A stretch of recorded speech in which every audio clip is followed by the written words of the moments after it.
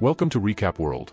Today we are recapping a movie in which a Gulf War veteran is wrongly sent to a mental institution for insane criminals, where he becomes the object of a doctor's experiments, and his life is completely affected by them.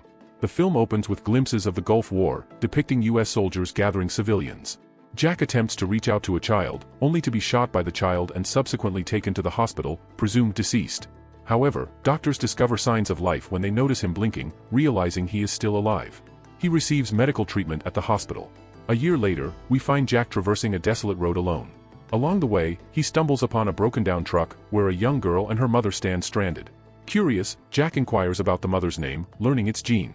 Upon inspecting Jean, he realizes she's under the influence of drugs. He then turns to the girl and learns she goes by Jackie. Determined to help, Jack begins repairing the truck. Intrigued by Jack's military dog tags, Jackie requests them, and he obliges. As the repairs progress, Jack instructs Jackie to start the engine, successfully reviving the vehicle. However, when Jean regains consciousness, she urges Jack to distance himself from Jackie.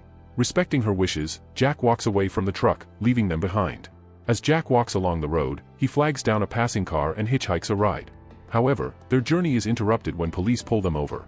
The scene shifts, and we find Jack in court, standing trial for the alleged murder of the police officer. Despite his inability to recall the incident, Jack vaguely remembers someone being present with him but cannot recollect their identity. Due to insufficient evidence and concerns about Jack's mental state, the court orders his transfer to a psychiatric institution where he will receive treatment. Guards escort him to his room within the facility.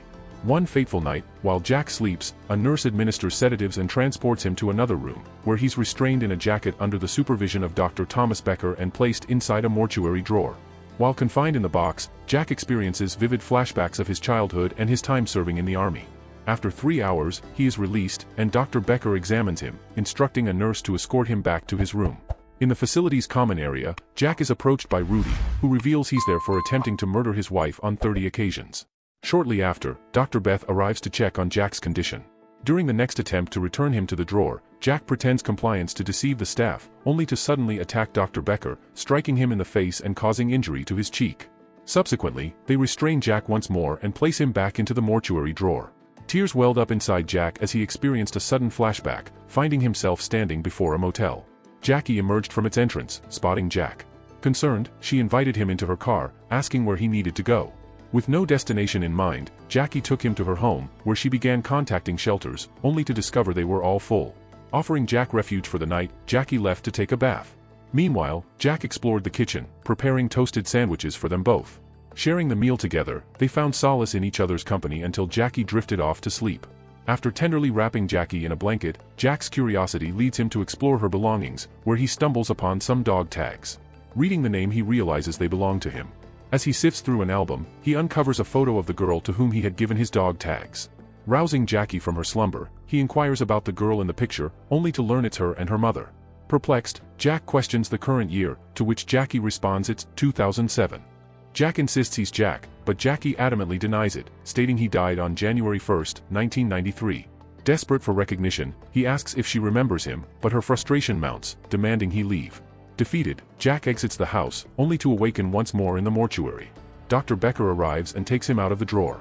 Jack falls unconscious due to prolonged confinement in the drawer, prompting the nurse to administer IV. Concerned, Dr. Beth examines Jack and discovers bruises on his chest, leading her to confront Dr. Becker about his experimental methods. Despite her pleas, Becker adamantly refuses to halt his experiments. Later that evening, Beth returns home and checks on Babbitt, a child she's treating for paralysis. The following day, when Jack regains consciousness, Becker informs him that he slept through the entire day and that it's now December 26, 1992. Once Becker departs, Jack seizes the opportunity to escape, donning a jacket and fleeing the facility. However, Beth catches sight of him and intervenes, persuading him to return with her. Reluctantly, Jack relents, allowing Beth to guide him back to the facility. Later, Jack confides in Rudy about his experiences with the drawer, and Rudy admits to having been subjected to it as well. Jack reveals his chilling realization that he has only 4 days left to live and believes he must return to the drawer. Rudy proposes a plan to incite enough chaos to provoke Becker into placing Jack back in the drawer. During the subsequent inspection, Jack executes Rudy's plan, causing a disturbance that unsettles Becker. That night, they once again confine Jack to the mortuary drawer. This time, Jack's memories resurface, revealing that another individual had framed him for the murder of the police officer, leaving the gun behind to implicate him. He gets another flashback and returns to the same motel in 2007, reuniting with Jackie and seeking her assistance in unraveling the mystery surrounding his death. Jackie agrees to assist Jack and accompanies him to the same hospital where he was confined in 1992. Pretending to be Jack's nephew, they ask a doctor about his death, but the doctor has no information and directs them to Dr. Beth. During their meeting with Dr. Beth, Jack learns about her therapy sessions with a boy named Babak, but they uncover no details regarding his own demise. Jack leaves Dr. Beth's office and leads Jackie to the mortuary, showing her the very drawer where he was once held. As he examines the drawer, they are interrupted by a patient entering the room. To their surprise, the patient turns out to be Damon, who worked at the hospital in 1992. Jack seizes the opportunity to question Damon about his death, but Damon struggles to recall any pertinent details. Jackie and Jack return home, sharing an intimate moment together. However, when Jackie awakens, she discovers that Jack has vanished, seemingly pulled back to 1992. Meanwhile, Jack finds himself waking up in a bed and confides in Dr. Beth about his ability to travel to the future. Skeptical, Beth dismisses his claims until he mentions Babak, the child under her care, prompting her to reconsider. Perplexed by Jack's revelation, Beth leaves the room and seeks solace with her friend Jamal, questioning if she had ever mentioned Babak to anyone else, but Jamal refuses. Becker intervenes once again, restraining Jack and returning him to the drawer. Once more, Jack is transported to 2007, where he seeks out Jackie. Jackie advises Jack to inform Dr. Beth that Babak requires mild electroshock therapy, and she also reveals that she has located Becker's house.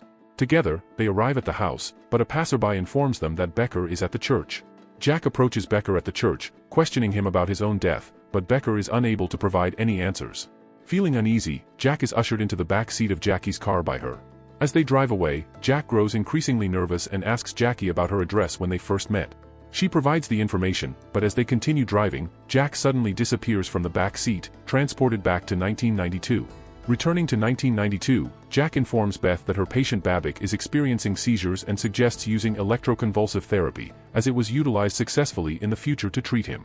Despite her previous unsuccessful attempts with Babak, Beth decides to trust Jack's suggestion and administers a low-frequency, short burst of electroconvulsive therapy, which miraculously proves to be effective. Impressed by the outcome, Beth approaches Jack and expresses her trust in him, asking how she can assist him further. Jack requests that Beth take him to Jean's house.